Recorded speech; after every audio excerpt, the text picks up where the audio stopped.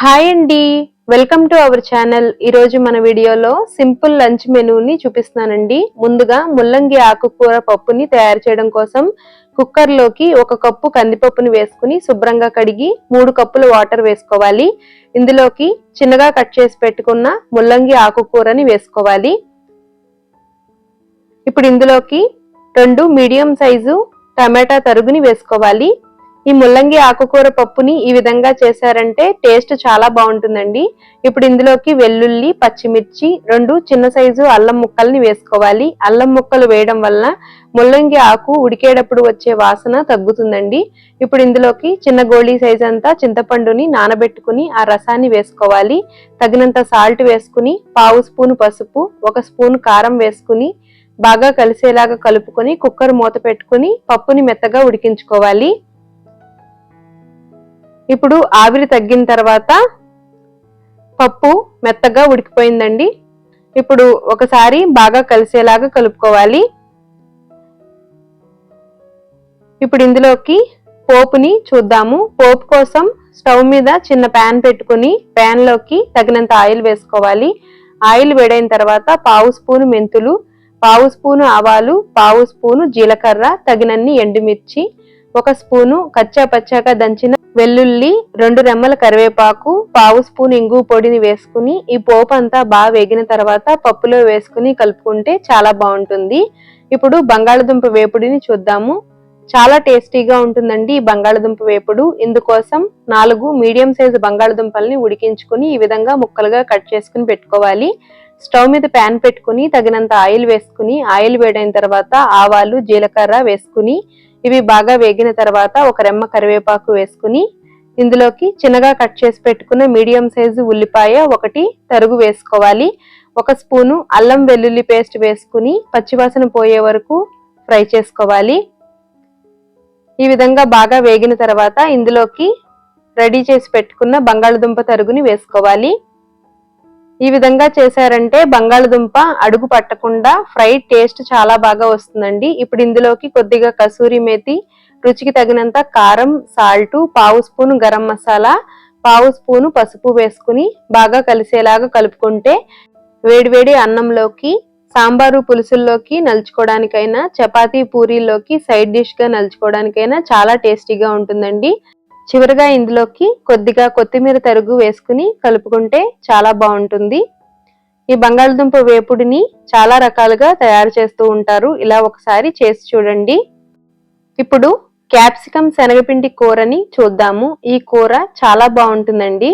ముందుగా స్టవ్ మీద ప్యాన్ పెట్టుకుని కూరకి తగినంత ఆయిల్ వేసుకుని ఆయిల్ వేడైన తర్వాత 2 స్పూన్ల వరకు పోపు దినుసులు, శనగపప్పు, మినపప్పు, ఆవాలు, జీలకర్ర వేసుకుని 2 ఎండుమిర్చి, చిటికెడు ఇంగువ, 2 రెమ్మల కరివేపాకు వేసుకుని ఇవి బాగా వేగిన తర్వాత చిన్నగా కట్ చేసి పెట్టుకున్న ఉల్లి తరుగు, 1/2 స్పూన్ పసుపు, ఉల్లిపాయలు వేగడానికి తగినంత సాల్ట్ వేసుకుని బాగా కలుపుతూ మగ్గించుకోవాలి. ఇప్పుడు ఇందులోకి కట్ చేసి పెట్టుకున్న మీడియం సైజు క్యాప్సికమ్ తరుగుని వేసుకోవాలి.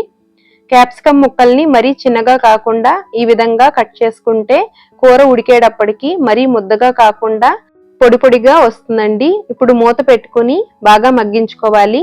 ఇప్పుడు ఇందులోకి 1 స్పూను కచ్చా పచ్చాగా దంచిన వెల్లుల్లి తరుగు వేసుకోవాలి. ఒకసారి బాగా కలిసేలాగా కలుపుకుని మూత పెట్టుకుని మగ్గించుకోవాలి. ఒక మిక్సింగ్ బౌల్ ఒకటి తీసుకుని 1/2 కప్పు శనగపిండి, 1/2 స్పూను పసుపు, రుచికి తగినంత కారం ఇంకా సాల్ట్, 1 స్పూను వేయించి పొడి చేసి పెట్టుకున్న జీలకర్ర పొడిని వేసుకుని బాగా కలిసేలాగా కలుపుకోవాలి. ఇప్పుడు ఈ పొడిని ఈ కూరలో వేసుకుని మంటని లో ఫ్లేమ్ లో పెట్టుకుని కలుపుకోవాలి. శనగపిండి వేసిన వెంటనే అడుగు పట్టినట్టుగా అవుతుందండి. అందువల్ల లో ఫ్లేమ్ లో పెట్టుకుని కలుపుకుంటే బాగా మగ్గుతుంది. ఇప్పుడు మూత పెట్టుకుని ఒక 2 నిమిషాల పాటు మగ్గించుకున్న తర్వాత చివరగా కొత్తిమీర తరుగు వేసుకుని కలుపుకుంటే కమ్మటి క్యాప్సికమ్ కూర తయారైంది. ఈ కూర చాలా బాగుంటుందండి ఈ విధంగా చేశారంటే. ఇప్పుడు ఎంతో రుచిగా ఉండే ఉల్లికాడల పచ్చడిని చూద్దాము. ఈ పచ్చడి వేడివేడి అన్నంలోకైనా అన్ని రకాల టిఫిన్స్ లోకైనా నలుచుకోవడానికి చాలా బాగుంటుంది.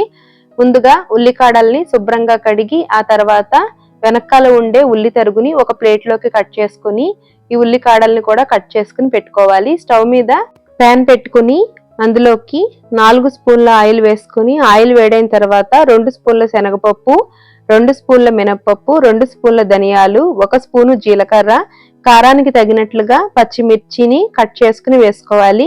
ఈ పచ్చడి ఎండుమిర్చి కంటే పచ్చిమిర్చితోటైతే టేస్ట్ బాగుంటుందండి. చల్లారిన తర్వాత వీటిని మిక్సీ జార్లోకి వేసుకోవాలి. ఇప్పుడు ఇదే ప్యాన్ లోకి 4 మీడియం సైజు పండిన టమాటాలని కట్ చేసుకుని వేసుకోవాలి. 1 అర స్పూను పసుపు, 4 వెల్లుల్లి రేఖలు, రుచికి తగినంత సాల్ట్ వేసుకుని టమాటాలని కలుపుతూ మగ్గించుకోవాలి. ఇప్పుడు ఇందులోకి కట్ చేసి పెట్టుకున్న ఉల్లికాడల్ని వేసుకోవాలి. ఉల్లికాడల్ని మరీ సాఫ్ట్ గా ఉడికించిన అవసరం లేదండి. 1 నిమిషం కలుపుకొని స్టవ్ ఆఫ్ చేసుకుంటే సరిపోతుంది. ఇప్పుడు మిక్సీ జార్లోకి చల్లారిన పోపు మిశ్రమంలోకి 1/2 కప్పు వేయించిన నువ్వులను వేసుకోవాలి. వేయించిన నువ్వులు కనుక వీలుగా లేకపోతే పోపు వేయించేటప్పుడే 1/2 కప్పు నువ్వులను కూడా వేసుకుని ఫ్రై చేసుకోవచ్చండి. ఇప్పుడు వీటిని కచ్చా పచ్చాగా మిక్సీ చేసుకున్న తర్వాత చల్లారిన టమాటా మిశ్రమాన్ని కూడా వేసుకుని 2 స్పూన్ల వరకు బెల్లాన్ని వేసుకోవాలి. ఇప్పుడు ఇందులోకి నానబెట్టుకున్న చింతపండు గుజ్జుని తగినంత వేసుకుని మెత్తగా మిక్సీ చేసుకోవాలి. చింతపండు అనేది చూసి వేసుకోవాలండి. ఇప్పుడు ఇందులోకి కట్ చేసి పెట్టుకున్న ఉల్లి తరుగుని వేసుకుని మరొకసారి కలుపుకొని పల్సిచ్చుకుని మిక్సీ చేసుకుంటే బాగుంటుంది. ఇప్పుడు ఈ పచ్చడిని ఒక బౌల్లోకి తీసుకుని పోపు కోసం ప్యాన్లోకి పోపు దినుసులు, ఎండుమిర్చి, దంచిన వెల్లుల్లి, కరివేపాకు, చిటికెడు ఇంగువతోటి పోపు పెట్టుకుంటే ఈ పచ్చడి టేస్ట్ చాలా బాగుంటుందండి. ఈ విధంగా చేసుకుంటే పచ్చడి వారం రోజుల పాటు నిల్వ ఉంటుంది. అన్ని రకాల టిఫిన్స్ లోకి, భోజనంలోకి ఉపయోగించుకోవచ్చు. ఇప్పుడు క్యాబేజీ పెరుగు పచ్చడిని చూద్దాము. చాలా టేస్టీగా ఉంటుందండి ఈ పచ్చడి. ముందుగా స్టవ్ మీద ప్యాన్ పెట్టుకుని తగినంత ఆయిల్ వేసుకుని ఆయిల్ వేడైన తర్వాత 1/2 స్పూను మెంతులు, 1/2 స్పూను ఆవాలు, 1/2 స్పూను వాము, 1/2 స్పూను జీలకర్ర, 2 ఎండుమిర్చి వేసుకుని వీటిని బాగా ఫ్రై చేసుకోవాలి. వాము మజ్జిగ పచ్చళ్ళకి చాలా బాగుంటుందండి. ఇప్పుడు ఇందులోకి కొద్దిగా ఇంగువ పొడిని వేసుకుని చిన్నగా కట్ చేసి పెట్టుకున్న అల్లం, పచ్చిమిర్చి, కరివేపాకు, 1/2 స్పూను పసుపు వేసుకుని ఒకసారి కలుపుకోవాలి. ఇప్పుడు చిన్నగా తురిమి పెట్టుకున్న క్యాబేజీ తరుగుని వేసుకుని కొద్దిగా సాల్ట్ వేసుకుని కలుపుతూ మగ్గించుకోవాలి. క్యాబేజీని గ్రేటర్ తోటి తురుముకుంటే ఈ విధంగా వస్తుందండి. పెరుగు పచ్చళ్ళకి ఇలా చేసుకుంటే చాలా బాగుంటుంది. క్యాబేజీని మరీ మెత్తగా ఉడికించుకోకుండా కొద్దిగా రఫ్ గానే ఉడికించుకోవాలండి. ఇప్పుడు ఇందులోకి కొత్తిమీర తరుగు వేసుకుని కలుపుకుని బాగా చల్లారిన తర్వాత పెరుగుని చిక్కగా గిలకొట్టుకుని వేసుకుంటే చాలా బాగుంటుంది. Thanks for watching.